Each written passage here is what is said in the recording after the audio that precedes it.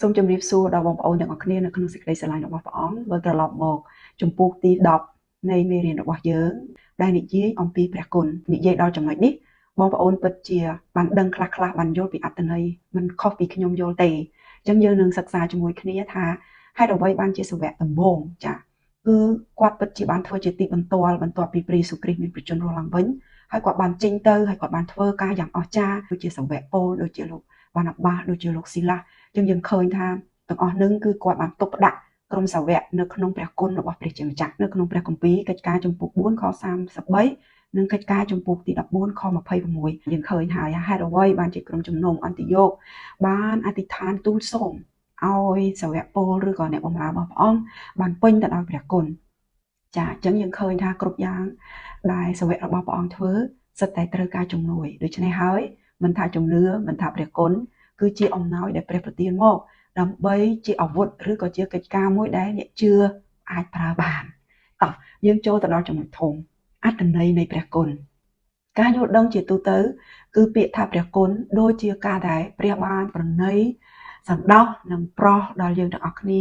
អត់ទោសដល់យើងទាំងអស់គ្នាហេតុអ្វីពីព្រោះយើងគឺជាមនុស្សដែលមានបាបយើងត្រូវបានសមតែនឹងទទួលការជំនុំជម្រះប៉ុន្តែព្រះទ្រង់ទតមើលដោយព្រះハរតីប្រណីសន្តោសហើយទ្រង់បានអត់ទោសឲ្យយើងនេះគ្រាន់តែជាមួយផ្នែកមួយនៃពាក្យថាព្រះគុណដោយតែយើងតែងតែឮនៅក្នុងបទចម្រៀងថាព្រះគុណអស្ចារ្យជាសព្វពីរោះព្រះគុណល្មមគ្រប់គ្រាន់សម្រាប់យើងទាំងអស់គ្នាចាព្រះគុណគឺជាអំណោយដែលព្រះប្រទានដល់យើងដែរដើម្បីជាប្រយោជន៍ដល់យើងប្រើគឺយើងអាចធ្វើបានទាំងអស់តាមរយៈព្រះគុណតាមរយៈកម្លាំងដែលព្រះអង្គចម្រើនដល់យើងទាំងអស់គ្នា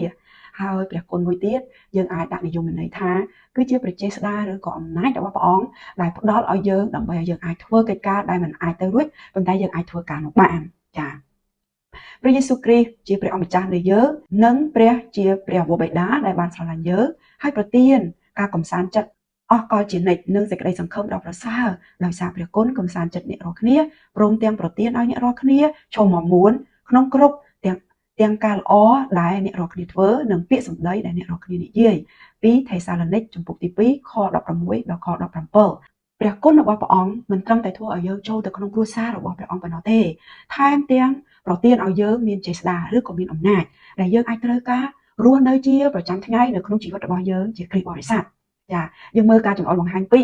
នៅក្នុងអត្ថិភាពឬក៏ពាក្យថាព្រះគុណដែលសម្រាប់យើងជាអ្នកជឿគ្រប់រូបចាទី1គឺជាការសន្តោសប្រោសរបស់ព្រះដែលមិនសមនឹងទទួលនៅក្នុងព្រះគម្ពីរអេពីសូតចំពុក2ខ8និង9បានមានព្រះបន្ទូលថាត្បិតដោយសារព្រះគុណអ្នករាល់គ្នាបានសង្គ្រោះតាមរយៈជំនឿហើយសេចក្តីនេះមិនមែនកើតមកពីអ្នករាល់គ្នាទេគឺជាអំណោយទានរបស់ព្រះវិញក៏មិនមែនដោយការប្រព្រឹត្តដែរដើម្បីកុំឲ្យអ្នកណាអួតខ្លួនត្បិតដោយសារព្រះគុណអ្នករាល់គ្នាបានសង្គ្រោះតាមរយៈសេចក្តីជំនឿចាយើងឃើញហើយថាព្រះគុណតាមរយៈសេចក្តីជំនឿព្រះអង្គប្រទានឲ្យនៅពេលដែលយើងជឿយើងបានទទួលការសង្គ្រោះមិនមែនដោយការខិតខំប្រឹងប្រែងរបស់ខ្លួនយើងមិនមែនតាមរយៈការប្រព្រឹត្តរបស់យើងនោះទេប៉ុន្តែគ្រប់យ៉ាងយើងពឹងអានទៅលើព្រះអង្គទាំងស្រុងតាមរយៈការសង្គ្រោះរបស់ព្រះអង្គនោះឯងទី2ព្រះចេស្តារបស់ព្រះដែលជួយឲ្យយើងធ្វើបានចាយើងឃើញហើយតាមដែលព្រះអង្គបានជ្រើសរើសយើងក្នុងព្រះគ្រីស្ទតាំងពីមុនកំណើតពិភពលោកម្លេះដើម្បីឲ្យយើងបានវិសុទ្ធដោយឥតកន្លែងបន្ទោសបាននៅចំពោះព្រះអង្គដោយសេចក្តីស្រឡាញ់ព្រះអង្គបានតម្រូវយើងទុកជាមុនសម្រាប់ឲ្យទ្រង់បានទទួលយើងជាកូនតាមរយៈព្រះយេស៊ូវគ្រីស្ទស្របតាមបំណងដែលព្រះអង្គសព្វហឫទ័យដើម្បីសរសើរដល់សេរីល្អនៃព្រះគុណរបស់ព្រះអង្គដែលបានប្រទានមកយើងដោយឥតគិតថ្លៃក្នុងព្រះរាជបុត្រាស្ងួនភ្ងារបស់ព្រះអង្គអេពីសូតចំពុក1ខ4ដល់ខ6ចាបងប្អូនមានពេលបងប្អូនអាចសិក្សាមួយចំពុកតែម្ដងចាអញ្ចឹងអរគុណព្រះជាម្ចាស់គឺព្រះគុណទី1គឺអ្វីដែលព្រះអង្គសន្តោសប្រោសយើងអត់ទោសឲ្យយើងចាតាមរយៈព្រះគុណនិងសេចក្តីជំនឿគឺព្រះប្រទានឲ្យដល់ទី2គឺជាអំណាចដែលព្រះអង្គធ្វើការនៅក្នុងយើងដើម្បីឲ្យយើងអាចធ្វើការបានជាជំនួយដល់យើងដើម្បីឲ្យយើងអាចធ្វើកិច្ចការថ្វាយព្រះអង្គម្ចាស់បានចានៅក្នុងសេចក្តីសង្គ្រោះបានបង្ហាញឲ្យឃើញមិនត្រឹមតែជាការសន្តោសរបស់ព្រះដែលមិនសមនឹងទទួលប៉ុណ្ណោះទេនោះយើងបានទទួលការអត់ទោសនិងមានទំនាក់ទំនងដែលបានស្ដារឡើងវិញជាមួយព្រះអង្គទោះជាយើងមិនសមទទួលក៏ដោយថែមទាំងព្រះចេស្តារបស់ព្រះដែលបានជួយយើងឲ្យធ្វើបានទៀតផងត្បិតគឺដោយសារព្រះចេស្តារបស់ព្រះអង្គប៉ុណ្ណោះដែលយើងអាចផ្លាស់ប្រែបានចាគ្រប់យ៉ាងដែលយើងអាចបានទទួលបានធ្វើគឺដោយសារតែព្រះចេស្តារបស់ព្រះអង្គនិងអំណាចរបស់ព្រះអង្គដែលធ្វើនៅក្នុងយើងទាំងអស់គ្នាចាដូច្នេះបើអ្នកណានៅក្នុងព្រះគ្រីស្ទអ្នកនេះកើតជាថ្មីហើយអ្វីៗដែលចាស់បានកន្លងទៅមើលអ្វីៗទាំងអស់បានត្រឡប់ជាថ្មីវិញ2កូរិនថូសចំពុក5ខ17ព្រះគុណគឺផ្ដល់ឲ្យយើង នៅតែបន្តធ្វើការរហូតព្រះគុណគឺនៅតែបន្តធ្វើការនៅក្នុងជីវិតរបស់យើងដែលដើរជាមួយព្រះជារៀងរហូតចាអរ៉ាប់ណាយើងដើរជាមួយព្រះអង្គព្រះគុណនៅតែបង្ហូរនឹងជួយយើងគ្រប់ពេលវេលាគ្រប់ផ្នែកទាំងអស់នៅក្នុងជីវិតគ្រីស្ទបរិស័ទដែលយើងជឿលើព្រះអង្គចាព្រះគុណរបស់ព្រះហើ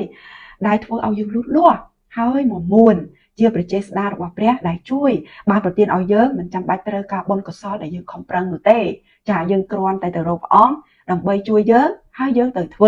ចាខ្ញុំតែងតែនិយាយប្រាប់ឬក៏ផ្សាយដំណឹងល្អថាយើងមិនអាចឲ្យគេនៅអ្វីដែលយើងគ្មានទេអញ្ចឹងយើងត្រូវតែបានទទួលពីព្រះសិនក្តីស្រឡាញ់ចាការប្រព្រឹត្តល្អការនិយាយល្អការជួយការសន្តោសការប្រណីការអត់ទោសគ្រប់យ៉ាងហ្នឹងយើងមិនអាចទៅខំធ្វើដោយខ្លួនឯងទាំងយើងអត់មានទេអញ្ចឹងយើងអាចទទួលពីព្រះសិនយើងបានទទួលពីព្រះអង្គហើយបានយើងយកទៅចែកបានយើងយកទៅធ្វើចាអញ្ចឹងយើងមិនចាំសេចក្តីសង្គ្រោះយើងមិនចាំបាច់ប្រឹងប្រែងដោយខ្លួនឯងទេយើងគ្រាន់តែមានជំនឿហើយតាមរយៈព្រះគុណយើងទទួលបានការសង្គ្រោះគឺសាមញ្ញហើយស្រួលបំផុតប៉ុន្តែពេលខ្លះស្រួលពេកយើងអត់ជឿទេពិបាកជឿវិញប៉ុន្តែខ្ញុំលើកទឹកចិត្តដល់បងប្អូនពីបរិស័ទទាំងអស់រួមទាំងខ្ញុំដែរព្រះគ្រីស្ទធ្វើឲ្យយើងអស់ហើយគឺព្រះគុណរបស់ព្រះអង្គផ្ដល់ឲ្យយើងដើម្បីឲ្យយើងបានទទួលការសង្គ្រោះព្រះគុណនៅក្នុងវីរៈបុរសរបស់យើងនៅសម័យមុនចាកម្លាំងរបស់ព្រះអង្គឬក៏ព្រះគុណរបស់ព្រះអង្គដែលធ្វើនៅក្នុងជីវិតរបស់អ្នកជឿព្រះអង្គនៅសម័យមុននៅក្នុងព្រះគម្ពីរណាបងប្អូនមើលទី1យើងឃើញព្រះគុណរបស់ព្រះអង្គនៅក្នុងជីវិតរបស់លោកម៉ូសេបងប្អូនដឹងហើយថាជីវប្រវត្តិរបស់លោកម៉ូសេបងប្អូនអាចអាននៅក្នុងលិខិតបណ្ណានៅចំពុក3ទៅមុខទៅបងប្អូនឃើញហើយថាព្រះអង្គបានប្រើលោកម៉ូសេយ៉ាងម៉េចហើយកំណើតរបស់លោកម៉ូសេគាត់ជាអ្នកណាចាបងប្អូនអាចខ្ញុំមិនលម្អិតទេព្រោះខ្ញុំអត់មានពេលច្រើនចាអញ្ចឹងបងប្អូនអាចយកទៅអានខ្លួនឯងបានសិក្សាអំពីជីវិតរបស់លោកម៉ូសេពេលបងប្អូនឃើញហើយព្រះអង្គបានប្រើគាត់ទៅអេជីបហើយស្រុកអេស៊ីបគឺជាស្រុកមហាអំណាចបងប្អូនយើងអាចប្រៀបធៀបថាស្ដេចផារ៉ោនគឺជាអំណាចរបស់លោកីឬក៏ជាអំណាចត្រួតត្រារបស់សាតាំងចោះហើយប្រជាជនរបស់ព្រះអង្គដែលជាជនជាតិអ៊ីស្រាអែលជាទាសករអញ្ចឹងយើងឃើញហើយថាស្ដេចផារ៉ោនគេចាត់ទុកគាត់ដូចអតិទេពដូចមានអំណាចជាស្ដេចព្រះអង្គដែលល្បីល្បាញណាស់ហើយប្រទេសអេស៊ីបជាប្រទេសដែលមហាអំណាចតែម្ដងចាហើយយើងឃើញថាសាសទាំងអស់នៅលើពិភពលោកនៅសម័យនោះសិតតែកោតខ្លាចនិងកោតញញើតស្ដេចផារ៉ោនទាំងអស់ចាអញ្ចឹងព្រះជាម្ចាស់បានប្រើលោកម៉ូសេឲ្យទៅស្រុកអេស៊ីបដើម្បីប្រាប់ស្ដេចផារ៉ោនឲ្យដោះលែងប្រជារាស្ត្ររបស់ព្រះអង្គចាគឺច្រើនមែនទែនប្រជារាស្ត្ររបស់ព្រះអង្គកើនចំនួនច្រើនណាស់អញ្ចឹងស្ដេចផារ៉ោនខ្លាចជនជាតិអ៊ីស្រាអែលយកឈ្នះអញ្ចឹងគាត់ចាប់ផ្ដើមកាន់តែបង្ខំកាន់តែធ្វើបាបជនជាតិអ៊ីស្រាអែលអញ្ចឹងនៅពេលដែលព្រះអង្គបានប្រើលោកម៉ូសេឲ្យទៅលោកម៉ូសេឆ្លើយថាម៉េចចេញពីភាពកំសោយរបស់គាត់និខមបណ្ណាចំពុក3ខ11ថាទូបង្គំជាអ្វីចាគាត់ឆ្លើយចេញមកអញ្ចឹងដល់ពេលនិខមបណ្ណាចំពុក3ខ13គាត់ថាតើព្រះអង្គជានរណាគេស្ដាប់ព្រះអង្គអត់គេដឹងអត់ហេតុអីបានឲ្យខ្ញុំទៅតើស្ដេចដឹងអត់ស្គាល់ពនាមរបស់ព្រះអង្គអត់ចានិខមបណ្ណាចំពុក4ខ1គេនឹងមិនជឿទូបង្គំទេចាគាត់ឆ្លើយទៅកាន់ព្រះជាម្ចាស់វិញបែបនេះនេះហើយនៅចំពុក4ខ10ទូបង្គំជាមនុស្សមិនសូវមានវោហាចាយើងឃើញហើយលោកម៉ូសេគាត់និយាយទៅដាន់គាត់និយាយទៅដឹកចានៅនិខមបណ្ណាចំពុក4ខ13អស់ព្រះអង្គម្ចាស់អើយសូមព្រះអង្គចាត់នរណាម្នាក់ផ្សេងទៀតទៅមិនចាត់ខ្ញុំទេខ្ញុំអត់ទៅទេយើងឃើញហើយថាប៉ុន្តែព្រះគុណរបស់ព្រះជាម្ចាស់បាននៅជាមួយលោកម៉ូសេហើយលោកម៉ូសេបានទៅនាំជនជាតិអ៊ីស្រាអែលចេញមកពីស្រុកអេស៊ីបហើយព្រះជាម្ចាស់បានសន្យាជាមួយគាត់ព្រះអង្គក៏ធ្វើតាមអ្វីដែលព្រះអង្គបានសន្យាជាមួយលោកម៉ូសេនេះគឺជាប្រគុណរបស់ព្រះអង្គនៅក្នុងជីវិតរបស់លោកម៉ូសេយើងមើលព្រះគុណរបស់ព្រះអង្គនៅក្នុងជីវិតរបស់លោកគីឌៀនបងប្អូនអាចមើលឃើញនៅក្នុងចៅវាយ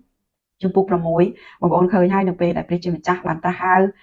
លោកគីឌៀនឲ្យទៅរំដោះជនជាតិរបស់ព្រះអង្គចេញពីកណ្ដាប់ដៃរបស់ម៉ាឌៀនបងប្អូនដឹងហើយថាជនជាតិអ៊ីស្រាអែលគឺនៅក្រោយគេរហូតចាបរាជ័យរហូតគឺដណ្ដើមគឺតែងតែស្គាល់ភាពបរាជ័យអស់រយៈពេលជាច្រើនឆ្នាំហើយអញ្ចឹងការឆ្លើយតបរបស់លោកម៉ាឌៀនក៏មិនសូវខុសគ្នាប្រហែលដែរចាមាននរណាគេ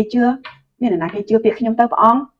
ចាលោកគីឌៀនបានបង្ហាញពីភាពមិនជឿជាក់ខ្លួនឯងអសមត្ថភាពរបស់គាត់ដូចគ្នាចាគីឌៀនឆ្លើយតបថាលោកម្ចាស់អើយប្រសិនបើនេះនៅពេលហ្នឹងទេវតាបានលេចទៅជួបគាត់ណាអញ្ចឹងគាត់ក៏ឆ្លើយគាត់និយាយឆ្លងឆ្លើយជាមួយទេវតាគាត់និយាយឆ្លងឆ្លើយគ្នាទៅកាន់ទេវតារបស់ព្រះថាព្រះអង្គម្ចាស់អើយលោកម្ចាស់អើយប្រសិនបើព្រះយេហូវ៉ាគង់នៅជាមួយយើងខ្ញុំមែនហេតុអ្វីបានជាការទាំងនោះកើតទាំងអស់នោះកើតឡើងដល់យើងខ្ញុំដូច្នេះឯណាតើការអស្ចារ្យទាំងប្រមាណរបស់ព្រះអង្គដែលបុព្វបុរសរបស់យើងបានថ្លែងប្រាប់មកថាព្រះយេហូវ៉ាបាននាំយើងចេញពីស្រុកអេស៊ីបមកនោះឥឡូវនេះព្រះយេហូវ៉ាបានបោះបង់ចោលយើងខ្ញុំព្រះអង្គបកលយើងខ្ញុំទៅក្នុងកណ្ដាប់ដៃរបស់ពួកម៉ាឌៀនហើយចាយើងឃើញព្រះអង្គបានលើកទឹកចិត្តគាត់ហើយព្រះអង្គបានសន្យាជាមួយគាត់នៅចៅវាយចំពុក6ខ24ចានៅខ13ចាហើយបងប្អូនអាចមើលឃើញនៅក្នុងខ15តែមិនព្រះអង្គចាស់អើយធ្វើដូចម្ដេចឲ្យទូបង្គំអាចសង្គ្រោះអ៊ីស្រាអែលបានបើតកូលទូបង្គំខ្សត់ខ្សោយជាងគេចាបងប្អូនគឺនេះជាភាពអសមត្ថភាពហើយនិងភាពដែនកំណត់របស់មនុស្ស ប៉ុន្តែទោះបីជាគាត់ភ័យខ្លាចប៉ុន្តែទោះបីជាលោកគេឌៀនភ័យខ្លាចមានការបារម្ភយ៉ាងណាក៏ដោយព្រះជាម្ចាស់ទ្រង់នៅតែសន្យាថាគង់នៅជាមួយគាត់ហើយព្រះគុណរបស់ព្រះអង្គនិងព្រះចេស្តារបស់ព្រះអង្គប្រទានឲ្យគាត់អាចធ្វើបានហើយដើម្បីទៅសង្គ្រោះជនជាតិអ៊ីស្រាអែលដដែលហើយគាត់ក៏បានសម្រេចកិច្ចការនោះដោយតែមនុស្សតិចតួចតែប៉ុណ្ណោះបងប្អូនឃើញហើយតបច្រើនពេកដំបូងក្រោយមកព្រះអង្គថាអរេច្រើនពេកខ្លាចលោមនុស្សអួតខ្លួនអញ្ចឹងព្រះអង្គថាយកតាមនុស្សតិចតួចចំនួន300នាក់ទេដែលបានវាយឈ្នះជនជាតិម៉ាឌៀនទាំងមូលបងប្អូននេះគឺជាព្រះគុណរបស់ព្រះអង្គសម្រាប់វីរៈបុរសរបស់យើងនៅសម័យនោះចាហើយយើងមើលទៅទៀតព្រះគុណរបស់ព្រះអង្គនៅក្នុងជីវិតរបស់សាវកពូលបងប្អូនមកអានសម្បត្តិលោកពូលភាគច្រើនលោកពូលសរសេរនៅក្នុងសម្បត្តិគាត់នៅក្នុងដំណឹងល្អចានៅក្នុងសញ្ញាថ្មីពាក្យបញ្ចប់របស់សម្បត្តិគាត់ភាគច្រើនគឺគាត់តែនិយាយថាសូមឲ្យបងប្អូនបានប្រកបដោយព្រះគុណរបស់ព្រះអង្គម្ចាស់យេស៊ូវគ្រីស្ទគឺភាគច្រើនលោកពូលតែបញ្ចប់សម្បត្តិគាត់ដោយនៅក្នុងពាក្យព្រះគុណប៉ុន្តែនិយាយពាក្យនេះទៅកាន់បងប្អូនអ្នករួមជំនឿ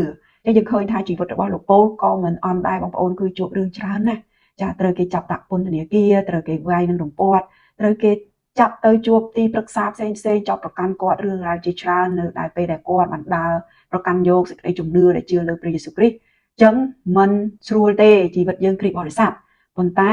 ព្រះគុណរបស់ព្រះអង្គនៅតែសម្រាប់យើងហូរនៅក្នុងជីវិតរបស់យើងដដែលនៅក្នុងគ្រាលំបាកអញ្ចឹងយើងឃើញពេលគាត់និយាយថាអញ្ចឹងនៅក្នុង2កូរិនថូសណាបងប្អូនបើយើងមើល2កូរិនថូសចំពុក12គឺខពីមុនខ9ចាបងប្អូនអាចអានបានគឺលោកពលគាត់បានប្រាប់ថាខ្ញុំអួតតែភាពកំសោយរបស់ខ្ញុំអត់ដឹងថាជីវិតរបស់